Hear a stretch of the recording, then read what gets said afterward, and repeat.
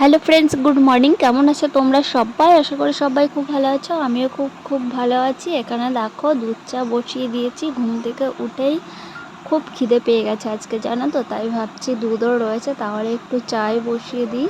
তো চা করা আমার ফাইনালি হয়ে গেছে। দুধ চা শরীরের পক্ষে ক্ষতি জানি, তাও খেতে ইচ্ছা করে, কি করব বলো। চা আর বিস্কুট নিয়ে নিয়েছি। আর এখানে দেখো খারকান পাতা তুলে নিয়ে এসছে মা। এগুলো বাটা করা হবে। বাটা কালো জিরে, রসুন, পেঁয়াজ, লঙ্কা দিয়ে দারুণ লাগে ঝাল ঝাল করে বাটলে।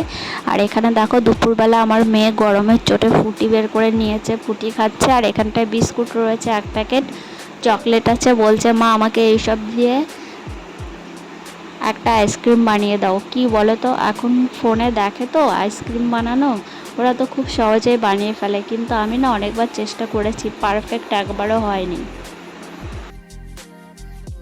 এখানে বিস্কুট আর চকলেটগুলো গুঁড়ো করে নিয়েছি। এর মধ্যে দিয়ে দেবো দুধ, দিয়ে একটা ব্যাটার তৈরি করব। তৈরি করে ফ্রুটির ওই কাপে ভরে দেব। তো তোমরা দেখতে থাকো কেমন হয় আজকে আমার আইসক্রিম, আর আমিও দেখি যে আমি আজকে সাকসেসফুল হই কি না। মেয়ে যে ফ্রুটি খেয়ে রেখে দিয়েছিল, সেই কাপটাই আজকে কাজে লাগাচ্ছি। প্যাকেটটা ভালো করে কেটে নিলাম, নিয়ে এবার ব্যাটারটা দিয়ে দেব। দিয়ে একটা কাঠি রেখে দিয়েছি, সেই কাঠিটা দিয়ে আমি আজকে আইসক্রিম বানাবো। জানি না হবে কি হবে না। আগে একদিন ট্রাই করেছিলাম, দারুণ হয়েছিল। সেটা বিস্কুটের প্যাকেটেই করেছিলাম। আর আজকে আবার একটু অন্যভাবে করছি, জানি না হবে কি হবে না। তো এখানে দেখো ফাইনালি হয়ে গেছে। ফ্রিজেও ঢুকিয়ে দিয়েছি আইসক্রিমের ব্যাটারটা। এরপরে দেখো আমার পাপা আমাকে ওষুধ খাইয়ে দিল। আমার শরীরটা প্রচণ্ড খারাপ, তবুও রান্নাবান্না তো করতেই হবে। রান্নাঘরে চলে এসেছি। এসে দেখো মাছের মাথাটা আগে ভেজে নিয়েছি, নিয়ে এবার মুগ ডালটা ভেজে নিচ্ছি। মুগ ডালটা ভালো করে না ভাজলে কিন্তু কেমন একটা গন্ধ হয়। আবার অনেকে বলে ভেজে রান্না করলে নাকি গ্যাস হয়, জানি না। যাই হোক, আমি ভেজেই রান্না করি।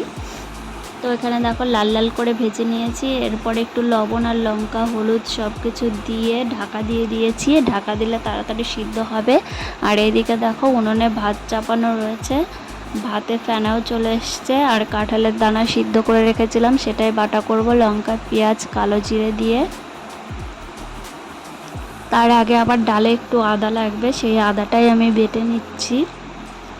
প্রচণ্ড গরম লাগছে জানো তো, এর জন্য গ্যাসেও বসিয়েছি, আবার উনুনেও বসিয়েছি। তাড়াহুড়ো করে রান্না করছি। আবার পাপা সোনা উঠে যাবে, উঠলে আবার খাওয়াতে হবে। খাওয়াতে গেলে 1-1.5 ঘন্টা টাইম লাগবে ওর পেছনে। কাঁঠালের দানাগুলোর জল ফেলে দিলাম, দিয়ে আবার পরিষ্কার জল দিয়ে কাঁঠালের দানার লাল খোসাগুলো একটু বেছে নিলাম। নিয়ে এবার কালো জিরে, লঙ্কা, পেঁয়াজ, লবণ এইগুলো আগে বেটে নেব, নিয়ে তারপরে কাঁঠালের দানাটা বাটবো। কারা কারা এরকম কাঁঠালের দানা খেতে ভালোবাসো অবশ্যই কমেন্ট করে জানিও। গরম ভাতে খেতে কিন্তু দারুণ। আমার শ্বশুর বাড়িতে এরকম বাটাবাটি খেতে খুব ভালোবাসে। আর আমার সব থেকে বিরক্তের কাজ এরকম বাটাবাটি করা। যেরকম শাক পাতা এইসব বাটাবাটি খায়, আবার কাঁঠালের দানা বাটা খায়, এইসব আমার বাপের বাড়িতে কখনো খায়নি। কিন্তু এখানে এসে আমার এগুলোই করতে হয়, কিন্তু খেতে দারুণ লাগে গরম ভাতে।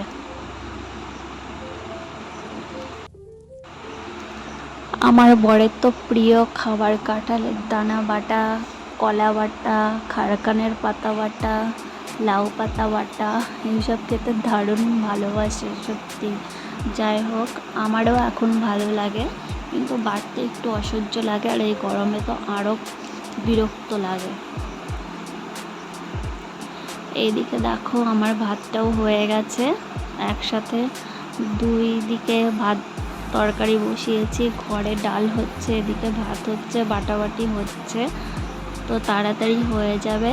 আর এখানে দেখো গরমে আমার কাজ শেষ, তো বাটা ফাইনালি হয়ে গেছে, কাঁঠালের দানা বাটা। তারপরে চলে এসেছি রান্নাঘরে। ডালটা এবার ফোড়ন দেব। তেল দিয়ে দিলাম, শুকনো লঙ্কা দিলাম, তেজপাতা দিয়েছি। এবার জিরে ফোড়ন দেব। জিরে আদা দিয়ে একটু জিরের গুঁড়ো দিয়ে দিয়েছি। আবার ডালটা ফোড়ন দিয়ে দিচ্ছি। গরমে কিন্তু মুগ ডাল বেশি ভালোও লাগে না খেতে। যাই হোক, শ্বশুরমশাইয়ের খুব পছন্দের। তো ফাইনালি আমার ডাল রান্না হয়ে গেছে। তারপরে ছেলের জন্য এই যে দুধ বসিয়েছি, আর ওকে যেহেতু এখনও ফোটানো জল খাওয়াই, এখানে জল বসিয়েছি। আর তারপরে বিকেলবেলা এই যে পাপা সোনা বেরু বেরু করতে এসছে একটু। তো আজকের ভিডিও এ পর্যন্ত, ভালো লাগলে একটা লাইক আর চ্যানেলটাকে সাবস্ক্রাইব করো। টাটা।